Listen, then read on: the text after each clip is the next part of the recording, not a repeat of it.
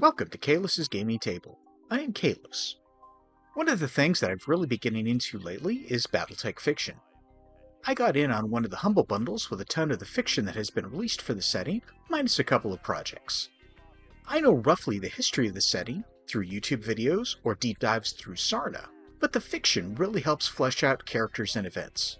I think that is what makes certain eras of Battletech more popular, the amount of fiction for that specific era. In the timeline, we've progressed to the Ilklan era, roughly 3150, and this is exciting for me because it's uncharted territory. When I read Wolves on the Border or the Warrior Trilogy, in many aspects I already knew what was going to happen, just maybe not all the specific details. With the Ilklan era, it's a map with multiple routes, and so far there is no end destination, just a lot of light years to travel into an undiscovered country. I've been fairly vocal that I don't care so much about the Terra, Alaric Ward, Clan Wolf, Star League plot, but that the Hinterlands is far more interesting to me. That is excellent news, because the book I'm about to review, Ghosts of Timkovichi, is set smack dab in the middle of the Hinterlands. What are the Hinterlands, you ask? Clans Wolf and Jade Falcon both landed on Terra, the cradle of human civilization, with the intention of destroying the other clan's Tumen. The prize? Terra, and the ability to claim the title of Ilkhan and first Star Lord of a new Star League. Both clans pulled just about everything they had in the Inner Sphere for this apocalyptic battle. Ultimately, Clan Wolf won, and Clan Jade Falcon was utterly crushed. That's on Terra. Now, with Clan Jade Falcon emptying just about every world that it had in the occupation zone in the hopes that it would become the Ilklan, that left a power vacuum. This is the Hinterlands, the former Jade Falcon holdings where entrepreneurs have moved in and are setting up their own fiefdoms. Ghosts of Timkovichi is a Ghost Dogs novel. Who are the Ghost Dogs, you ask? They are a mercenary company who had been a part of the Kellhounds. Specifically, the Ghost Dogs were the second company of the Kellhounds, named the Wolfhounds. So why are the Ghost Dogs no longer a part of the Kellhounds? Well, in 3146, Malvina Hazen, the Khan of Clan Jade Falcon, was tearing across the Inner Sphere, doing her best impression of the Word of Blake, and utterly destroying every planet in her path. She called it her Mongol Doctrine. Clan Jade Falcon also had an unrelenting vendetta against the Hounds, and Hazen attacked Ark Royal and functionally annihilated the Kellhounds.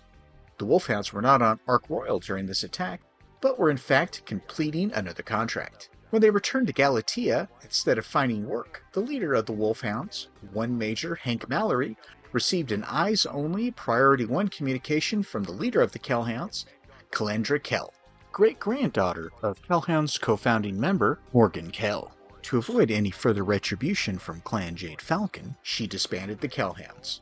Many within the second company were not happy. The Wolfhounds changed their name, their unit logo, their colors, went independent, and distanced themselves from the Kellhounds. For 5 years, the Ghost Dogs continued to ply their trade, and ultimately winding up in the Hinterlands.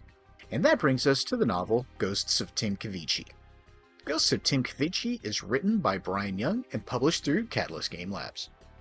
You can purchase a large paperback copy for about $20.95 US, or you can get the ebook version if you prefer for $6.99 US.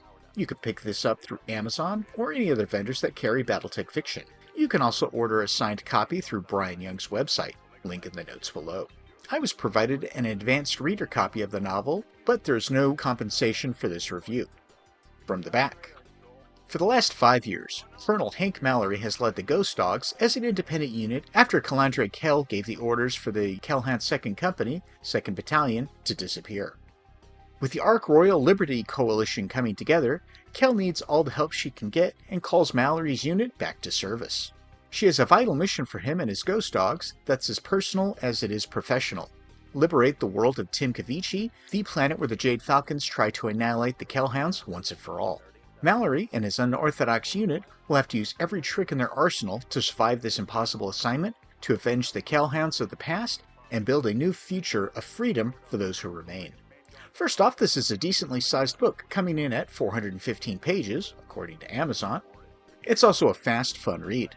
I read it in bed, and I kept saying to myself, just one more chapter, until I realized it was really late. The big thing you see is the cover. There's a scene from a battle, with a griffin, a wolfhound, and jumping into the fray, a gyrfalcon. The background is the ruins of a destroyed city, courtesy of Malvina Hazen. I really like this cover. It's action-packed and really dynamic, and you'll know the scene once you get to it in the novel. The characters in Ghost of Timkovichi are also well done. Each member of the Ghost Dogs felt like a fleshed-out character, from the now Colonel Mallory to his XO, Major Ilsa Escalera, to some of the mech warriors like Raven Davis or Rufo Nguyen. We get to meet several other characters along the way. The novel starts off 5 years later, after the Calhoun's disbandment, on the planet of Kirkcaldy. While Malvina Hazen pulled all usable forces for her clash with Clan Wolf on Terra, not all the Falcons were able to make the journey, and on some planets in the hinterlands, there are remnants of the Falcons. The Ghost Dogs had been hired to remove a small Jade Falcon infestation from Kirkcaldy. Once the contract is wrapped up, the Ghost Dogs receive a message that they've been longing for and dreading, a recall order from Calandra Kell. The dogs mount up in their Union-class dropship, the Flying Dutchman, and make the trek to Ark Royal. Ark Royal was slowly being rebuilt, but more importantly, Colonel Kell was rebuilding the Kellhounds. She did have a job for the Ghost Dogs, to go and liberate the planet of Timkovichi, another system that was devastated by Malvina Hazen. Colonel Mallory had also been there during Hazen's attack, and it still haunted him. There were Jade Falcons already on the planet, and the Lyran Commonwealth was stretching out its hand, trying to gather more planets abandoned by Hazen. The Ghost Dogs were to head to Timkovichi and figure out a way to remove the threats of both the Falcons as well as the Lyran Commonwealth. I don't want to get into any real spoilers with the novel, but Ghost of Timkovichi was a fast, fun read, and had more than a handful of pop culture references that I enjoyed. Some of them are probably going to be obscure, but if you know, you know. And as a gamer, there were a couple of scenes that had me chortling. One of the things that I really enjoyed was that not all the point of view characters were strictly the Ghost Dogs. We get to slide into the passenger seat of not only the protagonists, but also some of the antagonists. The antagonists didn't feel like mustache-twirling villains. They had their own motivations and goals. There is a lot of mech action, not to be expected from a Battletech novel, but it isn't too drawn out. I mean, there are only so many ways you can describe weapons firing or mech taking damage. There's also quite a bit of cloak and dagger, as the Ghost Dogs don't just attack blindly, they need to gather intelligence and formulate a battle plan. There are twists, turns, and some tragic scenes as well, and all of that together made it difficult for me to set Ghosts of Timkovichi down. Alas, I'm not at a point in my life where I can read and review novels all day. Someday. I also didn't find any instances of Chekhov's gun. Each plot point was paid off and generally in a satisfying way. I did find some unusual spelling and wording choices, but as this is an arc, those might be changed for the final release. So is the Ghosts of Timkovichi worth your time and currency? For this reader, yes. The novel helps further flesh out the current Ilkline era, and it's set in the hinterlands. That makes it interesting for me. It has a host of compelling characters, and the story itself is well written. If you enjoy Battletech fiction, and are enjoying the Ilkline era, or just want a satisfying read, I can recommend Ghosts of Timkovichi. One nice thing is that it really is a standalone novel. You should not feel lost or left out if you have not read any of the previous stories for the Ghost Dogs.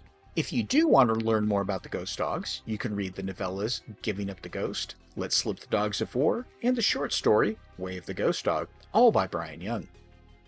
If you've made it this far, I hope you've enjoyed my review of Ghosts of Timkovichi.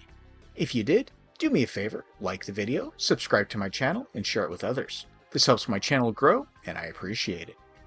Have you read Ghosts of Timkovichi yet? Was there a plot point you especially enjoyed or didn't see coming? Do you have a favorite character? Have you read the previous Ghost Dog stories? Is there any Battletech fiction you would recommend? Let me know in the comments below, and I'll catch you in the next video.